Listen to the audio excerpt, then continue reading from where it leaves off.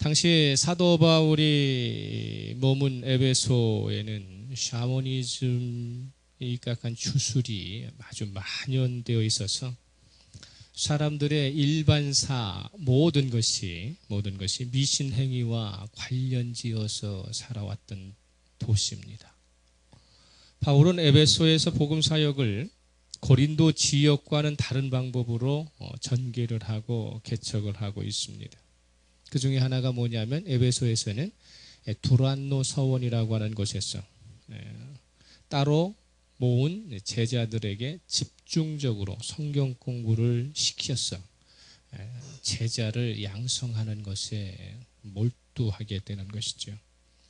2년이라고 하는 적지 않은 이 시간 동안 꾸준히 선별된 선택된 제자들을 가르치다 보니까 그들의 삶의 주변에서 영향력이 어떻게 됩니까?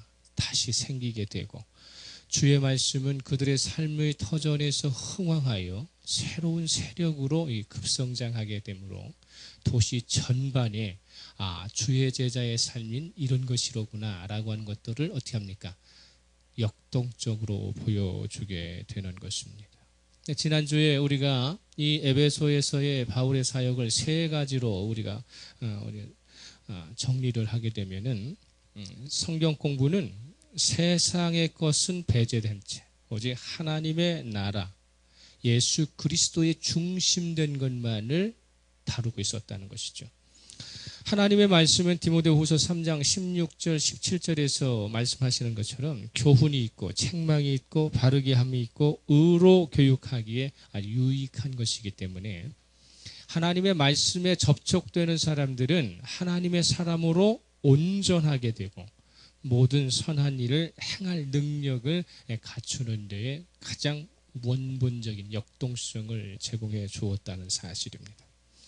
둘째는 하나님의 말씀을 그렇게 두란노 서원에서 집중적으로 가르치다 보니까 가르치는 이 바울의 몸에 어느 때보다도 영적인 권능이 들어오게 되셨어요. 흑암의 세력을 말씀으로 어떻게 합니까? 제압할 수 있도록 그렇게 역사해 주셨다는 것이죠. 그러다 보니까 바울이 착용한 앞치마, 바울이 일을 하다가 땀을 닦는 이 손수건조차도 하나님의 은혜를 제공하는 매개체가 되어가지고 사탄의 견고한 진이 아무리 강성할지라도 파괴되는 그런 역사가 나타나게 되는 것입니다. 그러다 보니까 바울에 의한 복음의 영향력은 사람들의 삶의 방식에 새로운 혁신을 제공하게 되는 것이죠. 도시 전체가 주술적인 것으로 아주 지저분해 있던 그런 부분들이 미신, 기복에 의한 샤머니즘을 이제는 등한시하는 이제는 이성적이고 고등적인 정신세계의 어떤 그러한 고차원적인 삶을 이들이 생각하면서 문화운동이라고 하는 문화가 변혁되는 그러한 역사가 나타나게 되는 것입니다. 주님의 말씀이 세상의 잘못된 문화를 어떻게 합니까? 압도해가면서 이제껏 형식만 있고 쭉정이 알맹이가 빠진 피상적인 정신세계의 신앙세계들을 어떤가 구체적으로 실현할 수 있는 실천할 수 있는 그러한 건전한 신앙의 상태로 이렇게 돌려주시는 것이죠. 에베소를 감싸고 있던 주술적인 샤머니즘의 어떤 암흑적 어떤 그런 것들이 건전한 방향으로 갱신되어 가고 새로운 변화들이 일어나고 있다라고 하는 것을 우리가 19장 20절에서 한마디로 이렇게 표현하고 있죠. 이와 같이 주의 말씀이 힘이 있어 흥왕하여 세력을 얻었다 이렇게 이야기를 하고 있습니다. 그러면서 오늘 그런 가운데 속에서 이 자발적으로 미신 우상 숭배를 배격하는 건전한 시민 운동이 곳곳에서 일어나게 되자 사도 바울은 이제 에베소의 사역을 일단락 짓고 또 다른 차원의 하나님의 비전을 가슴에 품으면서 그러면서 새로운 계획을 세우고 있다라고 하는 것을 나타나죠. 19장 21절 보겠습니다. 19장 21절 시작. 이 일이 있은 후에 바울이 마게도냐와 아가야를 거쳐 예루살렘에 가기로 작정하여 이르되 내가 거기 갔다가 후에 로마도 보아야 하리라. 이렇게 이야기를 한 것이죠. 바울의 복음 사역을 애초부터 계획하신 분은 성령 하나님이십니다. 할렐루야. 성령 하나님이세요. 성령 하나님께서 사도 바울에게 비전을 주었죠. 그죠? 그래서 어떻게 합니까? 1차 전도의 2차, 그 다음에 3차 전도 복음을 통해서 어떻게 합니까? 예루살렘을 기점으로 해서 이 중심으로 해서 아시아의 전 지역, 그 다음에 터키의 전 지역, 유럽의 전 지역의 지중해를 포괄하는 전 지역에 예수의 복음을 전하게 하시게 되는 것이죠. 하나님의 섭리에 따라 바울은 그 사역을 하나하나씩 그분의 음성을 듣고 하나님의 뜻을 따라서 진행을 해가는 가운데 속에서 성령의 이 말씀하심을 사도 바울은 민감하게 받아들이게 되는 것입니다. 그러면서 바울 스스로는 뭐라고 결심을 하게 되느냐면 나는 어떻게 쓰임 받아야 할까? 하나님께서 나에게 원하시는 것이 무엇인가에 대해서 집중적으로 어떻게 합니까? 초점을 맞추는 가운데 속에서 어떻게 이 사역을 감당하면서도 보람 있는 삶을 살 수 있을 것인가에 대해서 그는 말씀에 순종함으로 그래서 이 부분들을 어떻게 합니까? 기쁜 마음으로 자신의 삶을 개척해 나가게 되는 것이죠. 실제적으로는요, 복음은 한 지역에 한정되어 있지 않아요. 예수 그리스도께서 유대라고 하는 베들레헴의 자그마한 땅에서 낮고 천하게 오셔서 그곳에 오셔서 그런 가운데 속에서 핍박의 상황, 곤란의 상황, 환난의 상황 가운데 속에서도 하나님의 나라를 임하게 하셨던 그 이유는 하나님의 섭리에 있는 거예요. 유대인으로 오신 이유는 하나님의 섭리. 유대인이 뭔가 특별히 잘났거나 유대인에게서 특별한 어떤 특징이 있어서가 아니라 하나님의 섭리 가운데 속에서 결정하셨던 것이죠. 그렇기 때문에 그것은 한 곳에 머물러 있을 수 없죠. 정착되거나 고착되지 않습니다. 역동적으로 어떻게 합니까? 새로운 곳을 향하여 발전하고 전진하게 되는 것입니다. 우리도 130년 전에는 하나님에 대해서 몰랐던 민족이잖아요. 그런데 어떻게 됩니까? 먼저 받은 사람이. 그죠? 이 초대의 선교사들의 나이는 23살에서 24, 5살, 26살을 넘어가지 않았어요. 1864년에 처음 발을 디딜 때에 언더우드의 나이는 23살이었다고요. 이 23, 4살의 사람들이 마음에 헌신을 하고 하나님의 나라를 전파하겠다는 일념으로 어떻게 합니까? 태평양을 건넜어. 그죠? 낮고 천한 정말로 문명으로 아주 그냥 미개한 조선의 땅에 와가지고 그들이 어떻게 됩니까? 목숨 바쳐서 이 복음을 어떻게 합니까? 한 사람 한 사람에게 또 넣어 주었기 때문에 오늘 우리가 이렇게 안전하게 예수를 믿을 수 있는 거예요. 할렐루야. 우리 선교사들이 지금 캄보디아나 아프리카 지역에 가가지고 거기에 풍토병 걸리듯이 예? 그 지역의 문화와 잘 적응하려고 풍토병 걸려서 순교하듯이 대부분의 선교사들이 조선 땅에 와서 다 풍토병으로 죽었어요. 그만큼 우리나라는 미개했던 나라였다는 사실이죠. 그러면서도 복음은 어떻게 됩니까? 정착 가능하면서 고정되지 않고 어떻게 합니까? 확산되다 보니까 오늘날 대한민국의 교회가 여러 가지의 문제들을 안고 있지만 9천여 명이 넘는 선교사를 세위에 파송하는 이유는 뭡니까? 거저받았으니까 거저 주어야 되겠다라고 하는 어떻게 합니까? 은혜는 거저받았기 때문에 나누는 것도 거저 주는 것이죠. 그렇기 때문에 먼저 받았기 때문에 우리가 은혜를 누릴 수 있는 것이지요. 그런 가운데 속에서 동남아시아 쪽이나 이 남아메리카 전 지역의 이 서남아시아를 제외한 나머지 지역에는 누구에게 이 복음을 맡기시는 거예요?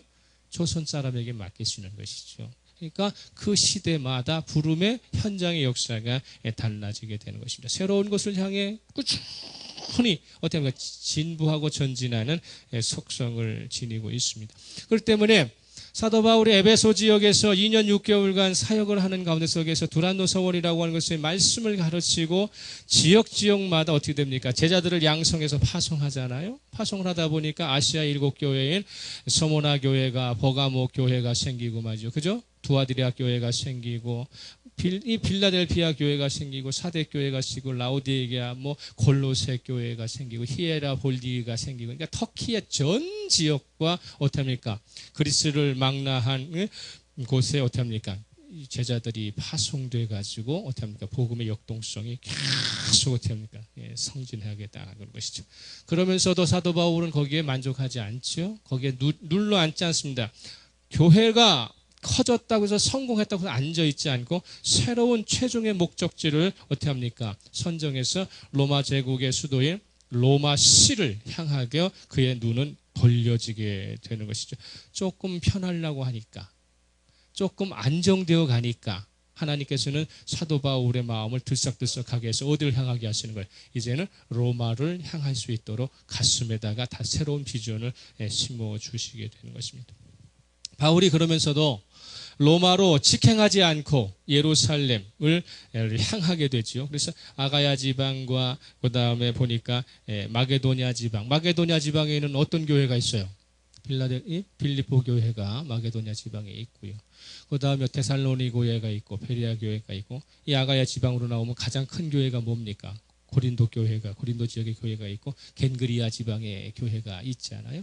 그래서 사도 바울이 에베소에서 이렇게 오른쪽으로 동쪽으로 가면 자기를 파송한 안디옥 교회가 있고, 안디옥 교회를 바로 밑으로 내려가면은 예루살렘이 있어서 오른쪽으로 직행을 하면 되는데, 사도 바울은 다시 지중해를 건너서 왼쪽에 그리스의 아게도냐 지방까지 여러 지역을 다 옛날에 설립했던 교회를 다 흘러가면서 대표자들을 1명, 2명씩 선택을 하고 선별을 하죠.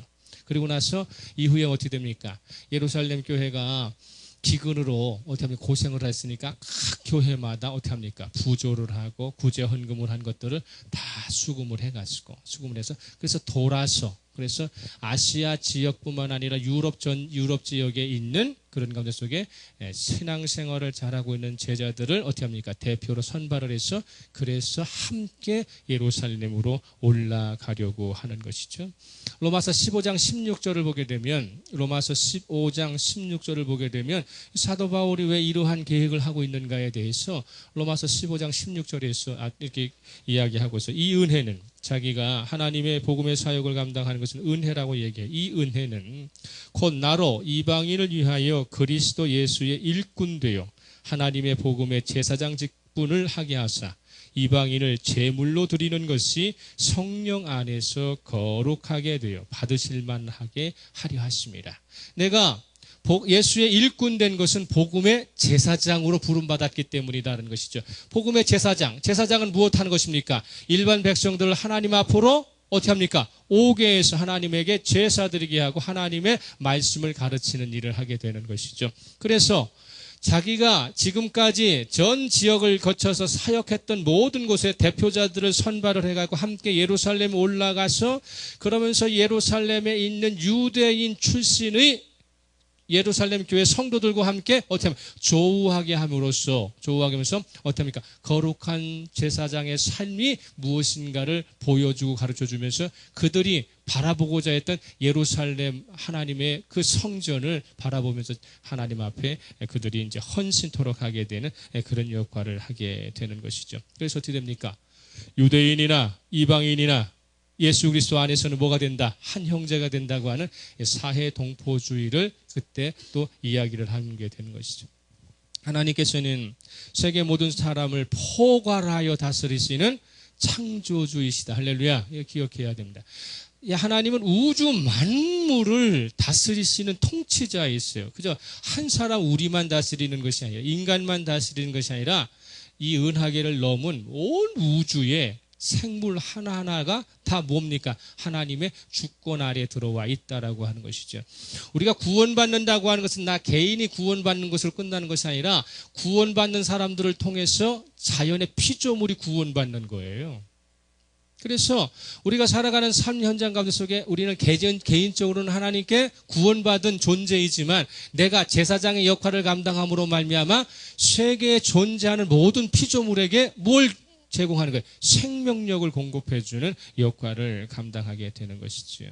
예수 그리스도께서는 모든 사람들의 구세주가 되시고 개인적으로 구주가 되신다고 하는 것을 모든 이방인과 유대인이 한 교회에 모여서 하나님께 예배하면서 그것을 확증하기 위한 것. 그래서 이 사도 바울에게 마지막 하나님께서 주신 비전은 무엇이냐면 이제 흩어져 버리고 개별적이었던 그러한 복음의 사역을 어떻게 합니까? 함께 통틀어 모두어서 예루살렘 앞에서 다시 한번 헌신케 하고 예루살렘을 통하여 이제 로마 제국의 로마 시로 향하게 돼서 핵심부를 어떻게 합니까? 복음으로 강타해서 전 세계를 복음화하려고 하는 자치를 이 사도 바울의 가슴에 이 비전으로 심어주게 된 것입니다.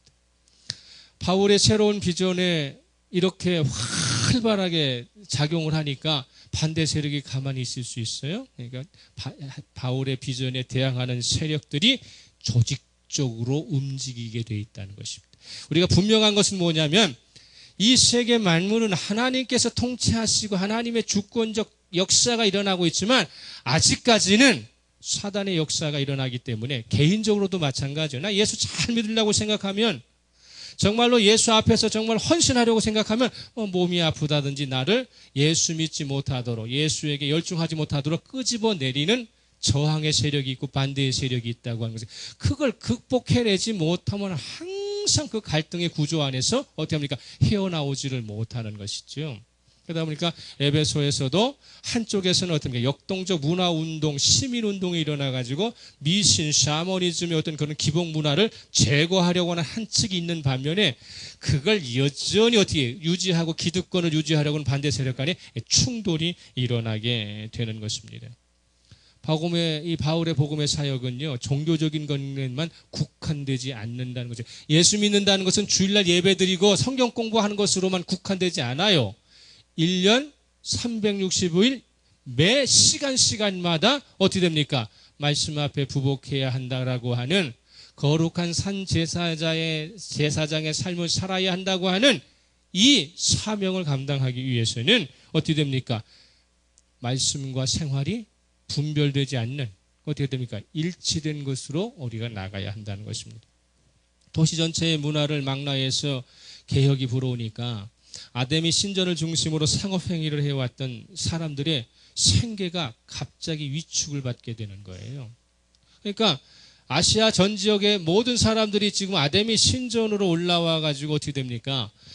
순례 행위를 하는 가운데 속에 숙박업을 하고 그것을 거기에서 또 어떻게 합니까?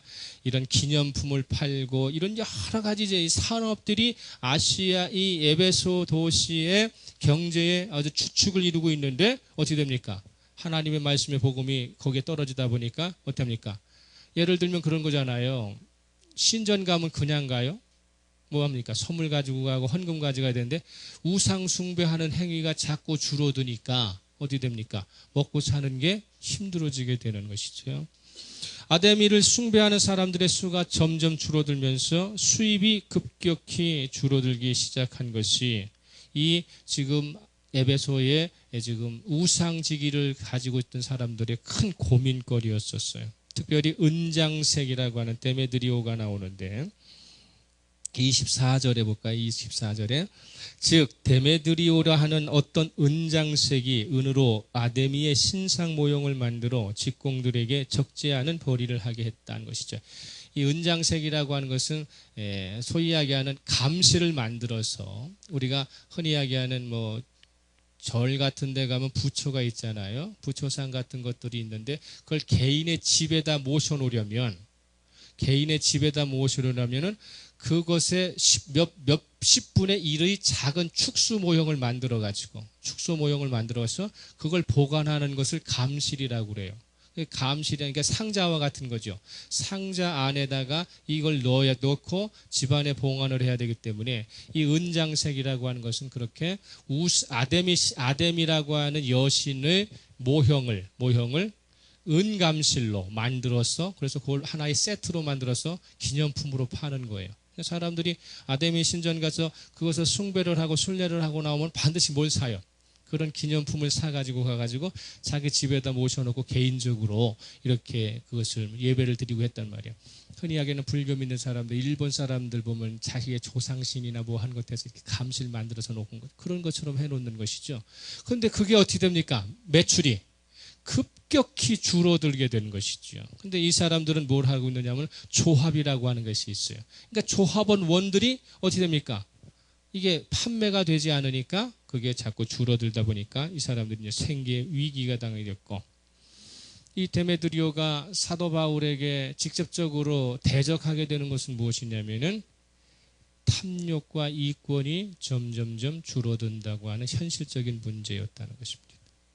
그래서 이러한 재물에 대한 탐욕, 자신의 기득권, 이권에 대하여 위축될 때 나타나는 현상은 수세기 인간이 이 세상을 살면서 나타나는 방법이죠. 잠언서 1장 19절에서 무엇라고 이야기하고 있느냐면 이익을 탐하는 모든 자의 길은 다 이러하여 자기의 생명을 잃게 하느니라 이렇게 되어 있습니다.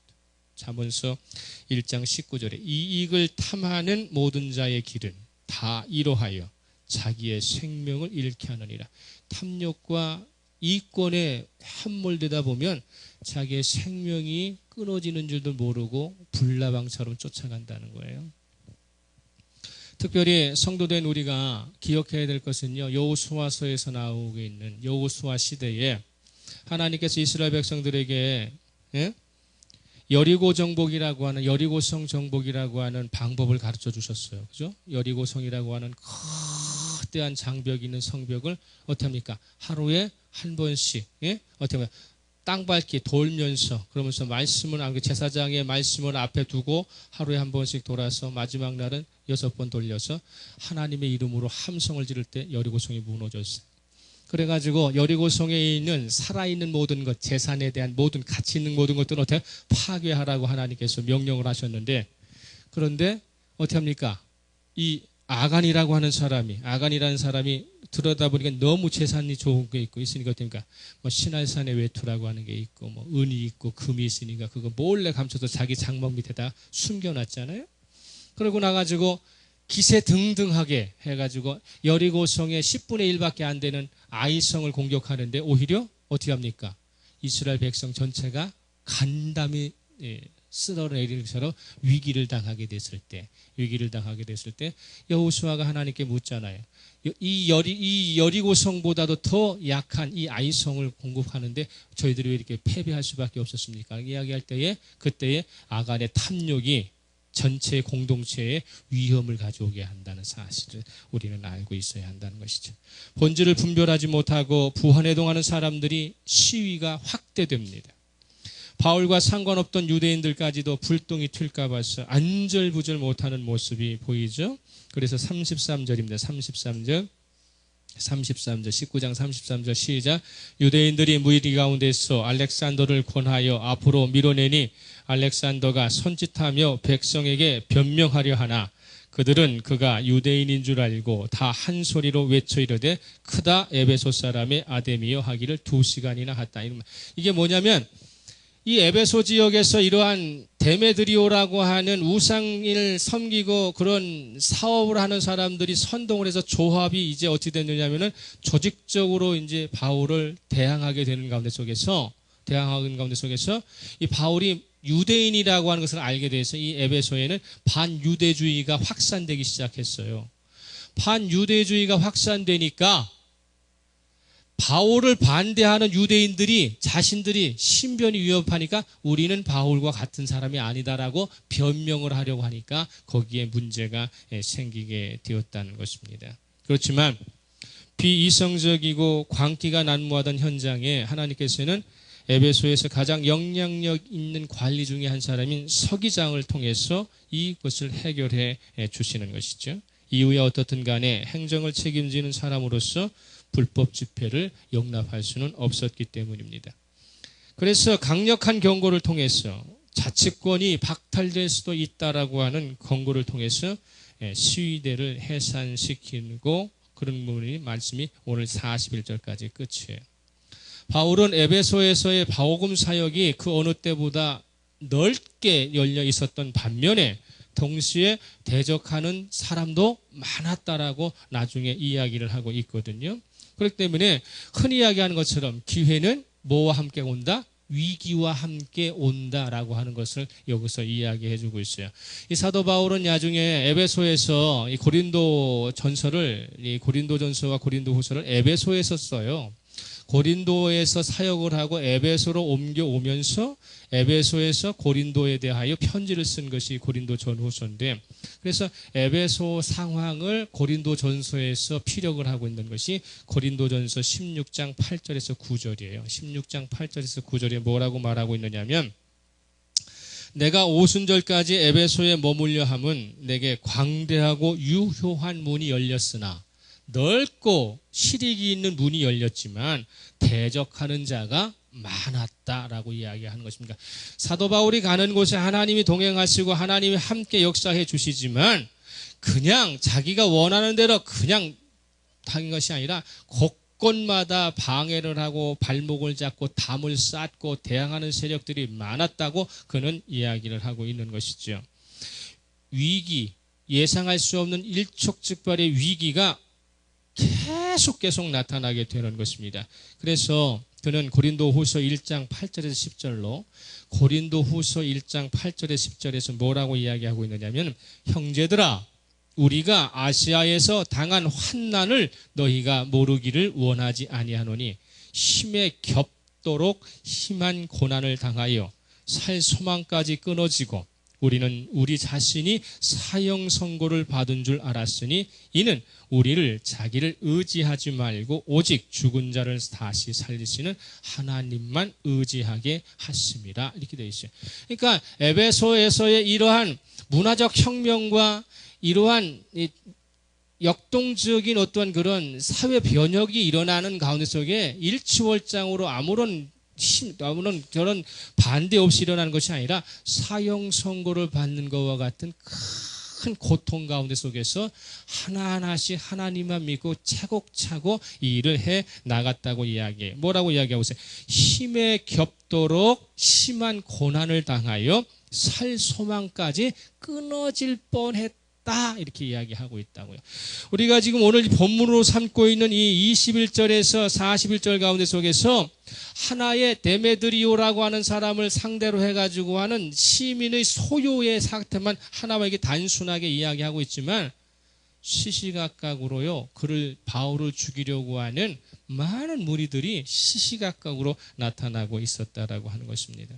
어느 사회든 복음 사역의 현장은 언제 어디서나 동일한 반응이 하나 일어나는데, 그것은 뭐냐면 기존의 기득권과 이익을 선점한 집단들이 저항이 거세진다는 것입니다. 내가 하나님 앞에 헌신하고 하나님 앞에 제대로 살려고 하면 그것을 하지 못하도록 발목 잡는 현상들은 계속 거세게 나타나요. 그럴 때 그것에 굴하고 넘어지고 자빠지면 다시 도루묵되는 거예요. 그래서 거기에 무엇을 하는가? 목숨 걸고 건너뛰어야 한다는 거예요. 목숨 걸고. 기독교 세계관으로 안으로 들어오려면 목숨 걸고 들어와야 돼요. 목숨 걸지 않고서 그저 내가 좋은 것만, 유익한 것만 선점하고 취득하려고 하면 항상 넘어지고 자빠진다고 하는 사실이죠. 기득권을 이용하는 사람들은요, 자신의 이권을 지키려는 것을 초롱성과 같이 견고하게 쌓아놓고 대항하기 때문에 예수의 복음은 어디를 가든지 심각한 저항에 부딪히게 돼 있어요. 부족한 정도 마찬가지예요. 여러분들의 인생의 삶 가운데서도 마찬가지예요. 예수를 좀 더 잘 믿으려 하면 하늘로부터 복이 더 많아지는 것이 아니라 우선적으로 하늘의 복이 오기 전에 세상으로부터 반대 세력들이 더 나를 힘들게 하고 넘어지게 해가지고 어떻게 합니까? 타협하게 해요. 그리고 어떻게 합니까? 그냥 살아가도록 해요. 굳이 목숨 걸고 생명 걸어가지고 거기 헌신할 필요가 뭐가 있겠느냐고 계속적으로 이야기를 한다고요. 그러니까 대다수의 많은 사람들이 어떻게 됩니까? 그냥 사는 거예요. 그래서 어떻게 합니까? 주일날만 와가지고 한두 시간 희생하면 되고 생각하고 그 부적 같은 마음을 가지고 와서 예배 드리고 돌아가서 월요일서부터는 새카맣게 잊어버리는 거예요. 말씀이 어디에서 나와 있는지도 모르고 졸기만 하고 그러는 거라고요. 사도 바울은 우상 덩어리에 불과하고 조각 제품에 불과한 아데미 여신을 직접 공격한 적은 없습니다. 살아계신 하나님의 말씀을 가르치다 보면 결과적으로는 아데미 숭배가 무가치하다는 것을 사람 스스로가 깨닫게 돼요. 여러분, 하나님의 말씀을 집중적으로 공부하게 되고 진실적으로 공부하게 되면 자신의 인생이 무가치하다는 것을 금방 깨닫게 됩니다. 그런데 깨닫고 난 다음에 이 무가치한 삶을 가치 있는 삶으로 돌아오려면 거기에는 뭐가 필요하다? 대가가 필요한 거예요. 희생이 필요한 것이고요. 그래서 사도 바울은 이 대가를 뭘로 담보 삼고 있느냐면 목숨으로 담보 삼고 있는 것이죠. 목숨으로 담보 삼고 있기 때문에 가는 곳마다 저항은 거세지만 반드시 하나님의 능력으로 승리하게 되는 것입니다. 할렐루야. 이거 기억해야 한다는 것이죠. 깨달은 사람들이, 하나님의 말씀을 깨달은 사람들이 자연스럽게 아데미의 이것은 무가치하다는 것을 알게 되죠. 그래서 삶의 태도를 각성합니다. 변화가 되려고 하다 보니까 그다음에 결과적으로는 어떻게 해요? 아데미를 멀리하게 되는 것이죠. 그럼 아데미를 중심으로 살았던 사람들은 어떻게 됩니까? 자신들의 경제가 어떻게 됩니까? 위축되니까 그걸 다시 회복하려고 어떻게 됩니까? 이런 것들이 나타나는 것이거든요. 사도 바울은 정략적으로 에베소를 혼란에 빠뜨리려는 의도는 결탄코 없었지만 예수 복음은 영적 타락에서 허우적거리던 사람들에게 새로운 삶의 가치관을 심어주게 되는 것입니다. 예수의 복음이 제대로 전파된 곳에는 전하는 사람이나 전해받는 사람 사이에는 뭐가 일어납니까? 복음의 상호관계가 나타나게 돼 있어요. 그래서 각성하게 되는 것입니다. 또한 반대적으로는 반대하는 사람들은 어떻습니까? 극렬하게 반항하고 저항해서 주저앉히려고 하는 것이죠. 예수님께서 이 세상에 오셨을 때에도 어둠과 죄악에 속한 사람들은 예수님의 가르침을 배척합니다. 핍박했습니다. 주님께서는 배척받고 핍박받는 이 세상에 대해서 눈 깜짝하지 않으셨죠. 더 중요한 것은 뭐냐면요, 주님의 말씀을 접촉한 사람들을 향해서 거세게 저항하고 반항하는 이 세상을 제압하고 이기고 사는 것보다도 더 기뻐해야 할 것이 있다라고 강조하셨다는 사실이에요. 주님께서는 세상을 살아가는 복음을 가지고 있는 사람에게 이 세상을 이겨낼 수 있는, 이 세상을 압도할 수 있는 능력, 권능을 주시는 이것이 기쁜 일은 아니라는 거예요. 그것보다 더 기쁜 일이 있다라고 말씀하시는 것이죠. 주님께서 전도자를 2명씩 한 조로 묶어서 세상에 파송하실 때에 주님이 뭐라고 말씀을 하셨느냐면요, 이 70명의 제자들 군을 2명씩 놓으니까 35개조가 됐겠죠. 그래서 팔레스틴 전역으로 이렇게 파송을 하시면서 뭐라고 말씀하시느냐면 이들을 향해서 뭐라고 얘기했어요? 어린 양을 이리 가운데로 보냄과 같다, 이렇게 얘기했어요. 당신께서 제자들을 잘 들으세요. 당신께서 제자들을 이리를 능가할 수 있는 사냥꾼으로 세상을 보내시는 것이 아니라 양으로 만들어서서 이리와 같은 세상에 가가지고 잡혀먹지 않는 방법을 가르치신다는 사실이에요. 그런데 대부분의 예수 믿는 사람들은 이 세상 같은, 이리와 같은 이 세상을 이길 수 있는 사냥꾼 되기를 원한다, 그 말이에요. 그런데 하나님은 절대로 세상을 사냥꾼 되어 보내지 않으시고 어린 양 만들어서 보내신다, 그 말이에요. 그럼에도 불구하고 그 어린 양이 잡혀먹지 않도록 역사하시기 때문에, 그래서 여전히 우리는 잡혀먹지 않고 사는 거예요. 할렐루야. 이거 기억해야죠. 그래서 마침내 전도자들이 이 팔레스틴 전 지역을 전도하고 와갖고 돌아와서 보고대회를 열어요. 우리 찾아봅니다. 누가복음 10장 17절에서 18절. 누가복음 10장 17절에서 18절. 누가복음 10장 17절에서 18절 쉽게 읽겠습니다. 시작. 70인이 기뻐하며 돌아와 이르되 주여, 주의 이름이면 귀신들도 우리에게 항복하더이다. 예수께서 이르시되 사단이 하늘로부터 번개같이 떨어지는 것을 내가 보았노라, 이렇게 말씀하셨어요. 그러니까 2명씩 한 조가 되어가지고 가는 곳마다 예수 이름으로 복음을 전하니까 영적 권세의 하늘의 권세를 어떻게 압도하게 어떻게 하는가? 붙잡고 있던 사단들이 번개가 땅에 떨어지는 것처럼 떨어지는 것이 영적으로 보였다는 것이죠. 예수의 이름이 사단을 떨어뜨리는 거예요. 그걸 보았다. 이렇게 말씀을 하시는 거예요. 그런데 주님께서는 이 세상 이겨낸 양의 모습으로 나갔지만 이리를 이겨낸 것을 기뻐하시는 것이 그렇게 다는 아니다라고 말씀을 하시는 거예요. 19절 20절로 갑니다. 19절 20절.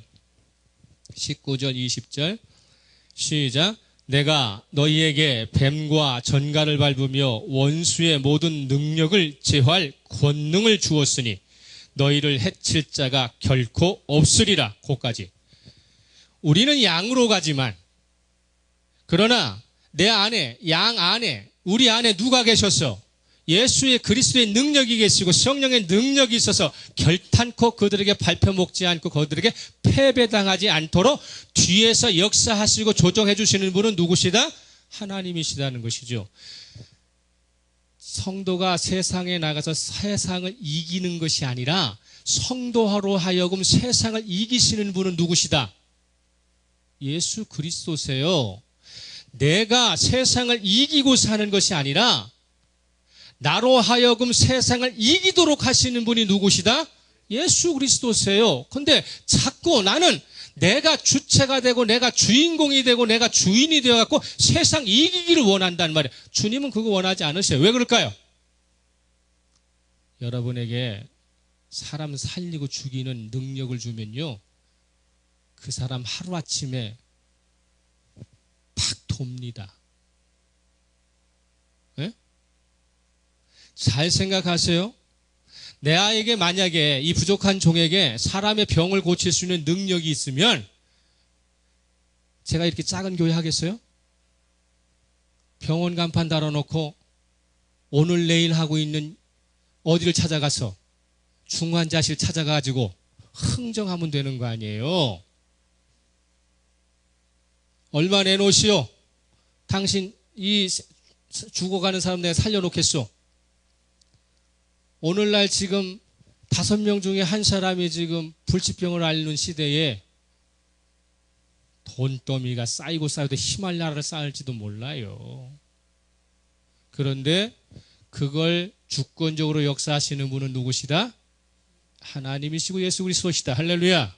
그렇게 생각하면서 그러면서 다시 한번 말씀하시는 거예요. 거기서 읽을까요? 그러나 거기 보세요. 그러나 시작 읽겠습니다. 시작. 그러나 귀신들이 너희에게 항복하는 것으로 기뻐하지 말고 너희 이름이 하늘에 기록된 것으로 기뻐하라 하니라. 할렐루야.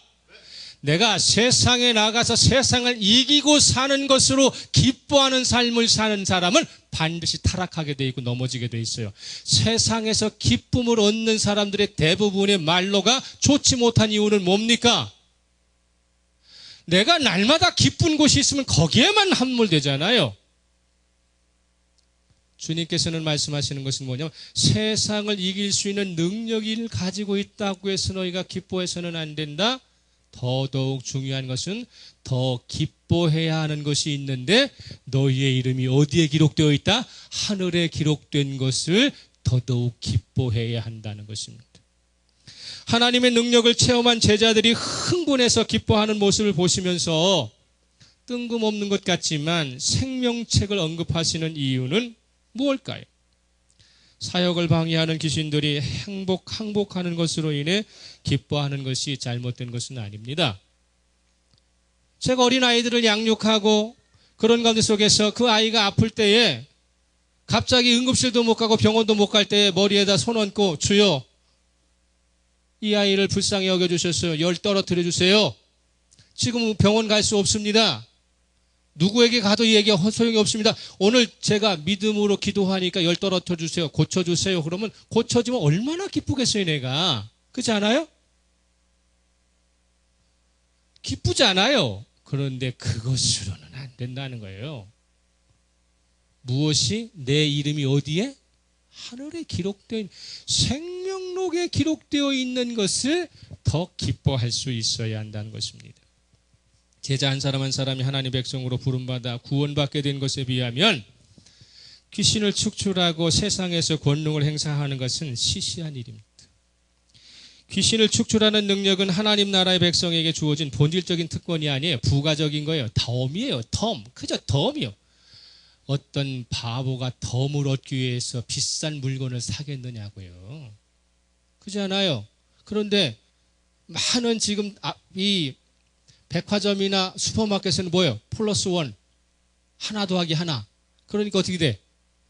필요하지도 않은데 덤으로 준다고 하니까 하나 더 사가지고 가는 가장 현명하지 못한 쇼핑 방법이에요.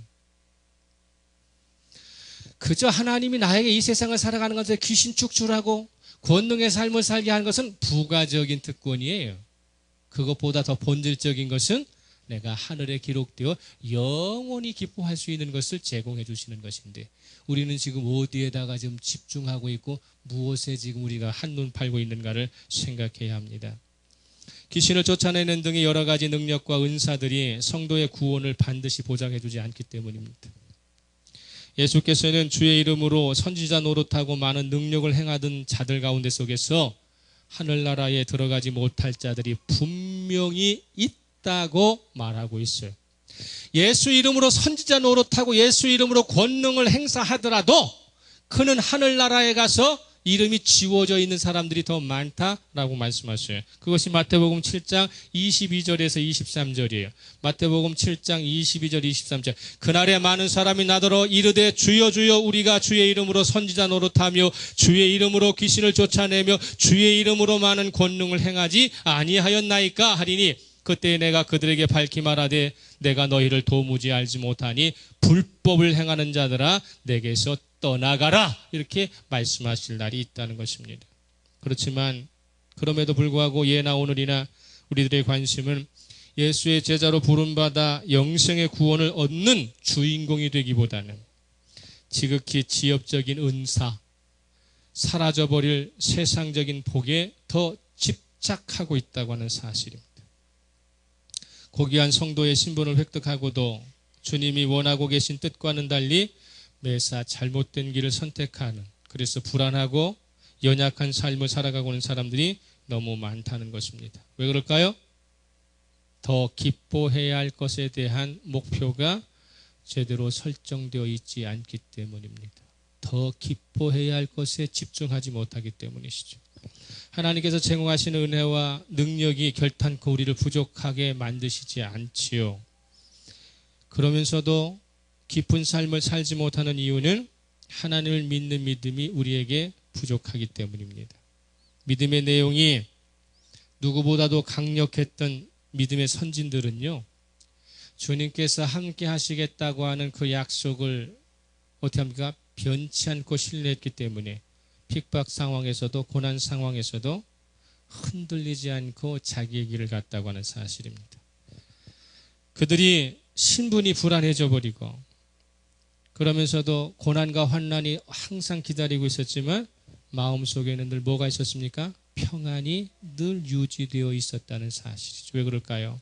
요한복음 16장 33절에서 이것을 너희에게 이르는 것은 너희로 내 안에서 평안을 누리게 함이라. 세상에서는 너희가 환난을 당하나 담대하라. 내가 세상을 이겼노라 말씀하셨기 때문에 우리가 나가서 세상을 이기는 것이 아니라 주님께서 나로 하여금 세상을 이기도록 역사하실 수 있는 그 통로가 막히지 말아야 한다는 것입니다. 그게 은혜의 통로죠. 바울이 지향하고 있는 최종 목적 또한 이 세상에 누구보다도 더 센 능력과 권능을 행사하는 사역자가 되는 것이 아니었어요.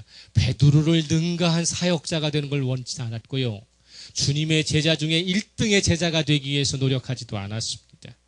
그 이 바울의 꿈은 뭐냐면 하나님의 은혜에서 끝까지 탈락하지 않는 것이었습니다. 하나님 앞에 구원받은 기쁨을 한시도 어떻게 합니까? 놓치지 않는 것에 있었어요. 그래서 그는 자신의 삶을 마감하는 순간까지 누구에게 붙잡힌 바 된? 예수 그리스도에게 붙잡힌 바 된 삶을 살기를 원했다고요. 그래서 빌립보서 3장 10절에서 12절에 빌립보서 3장 10절에서 12절에 내가 그리스도와 그의 부활의 권능과 그 고난에 참여함을 알고자 하여 그의 죽으심을 본받아 어떻게 해서든지 죽은 자 가운데서 부활에 이르려 하노니 내가 이미 얻었다 함도 아니요 온전히 이루었다 함도 아니라 오직 내가 그리스도 예수께 잡힌 바 된 그것을 잡으려고 달려가고 있다 이렇게 하고 있어요. 지금까지 달려가고 있다라는 것입니다. 마지막 바울은요 자신의 동력자들을 소개하는 로마서 16장에서 이 에베소에까지 와서 도움을 줬던 브리스길라와 아굴라에 대해서 평가를 내린 게 로마서 16장 14절이에요. 로마서 16장 4절. 로마서 16장 4절을 보게 되면 브리스길라와 아굴라가 어떻게 자신에게 동력했는가를 그는 한마디로 표현하고 있어요. 로마서 16장 4절에 뭐라고 이야기하고 있느냐면 그들은 내 목숨을 위하여 자기들의 목까지 내어놓았다 이렇게 되어 있어요. 백옴주의 사상에 물들어 기득권과 알량한 이권 챙기기에 급급했던 은장색 데메드리오는 에베소 시민을 선동해서 자기의 기득권과 이권을 지키려고 했지만 바울 및 예수의 복음을 따라가는 진정한 동력자들은 목숨을 걸고 생명을 걸고서 더 기쁜 것이 무엇인가를 확실히 알고 달려갔다고 하는 사실입니다. 그러다 보니까 어떻게 됩니까? 생명 걸고 하는 사람을 결단코 이겨낼 수는 없습니다. 이 세상에서 생명 걸고 하는 사람을 이겨낼 수 없어요. 주님이 보이지 않는 손은 서기장의 입을 통해서 그들의 시위를 막아버리게 되는 것이죠. 자, 결론집니다. 하나님께서 먼저 우리를 구원하시기 위해서 독생자 예수 그리스도 보내셨다는 사실을 기억해야 돼요. 하나님께서 먼저 당신의 생명을 담보로 우리를 구원해 주셨어요. 우리가 예수 그리스도의 십자가의 생명을 담보로 구원을 받았다면 이 구원을 끝까지 이루기 위해서는 무엇을 내놓아야 돼요? 우리의 생명도 내놓을 각오가 되어 있을 때에 그때에 이 세상에서의 기쁨보다도 더 기쁜 것이 우리에게 기다리고 있다. 우리를 기다리고 있다고 하는 사실을 기억해야 합니다. 주님은 한 번 선택한 백성을 임으로 처분하지 않으세요. 당신이 한 번 선택한 백성을 절대로 임으로 내려놓지 않으신다고요. 사도 바울이 죽음이 도사리고 있는 예루살렘을 피하지 않고 정정당당하게 올라가는 이유는 뭡니까? 내게 사는 예수 그리스도니 죽는 것도 유익하기 때문이죠. 생명 걸고 하는 일은 반드시 하나님이 지켜주세요. 그러면 이 생명을 어디에다 걸 것인가? 예수 그리스도에게 생명 것이기를 그리스도로 축복합니다. 말씀 지키고 말씀으로 생활하는 것에 생명 것이기 바랍니다. 그러면 하나님은 여러분들에게 무엇을 제공해 주셔요? 더 기쁜 것을 제공해 주신다는 것입니다. 이 세상의 단시간에 사라져버릴 것에 우리가 함몰되어 있지 말고 영원한 곳에서 더 기뻐할 수 있는 것을 우리가 찾았어. 그래서 말씀 앞에 보복하시고 예수 그리스도의 이름으로 찬양하시고 예수 그리스도로 세상을 살아가셨어. 주님이 내 대신 세상을 이겨주시는 그런 삶을 통해 날마다 기쁨이 있으시기를 예수 그리스도로 축복합니다. 나같이 침묵하면서 하나님 말씀 생각합니다.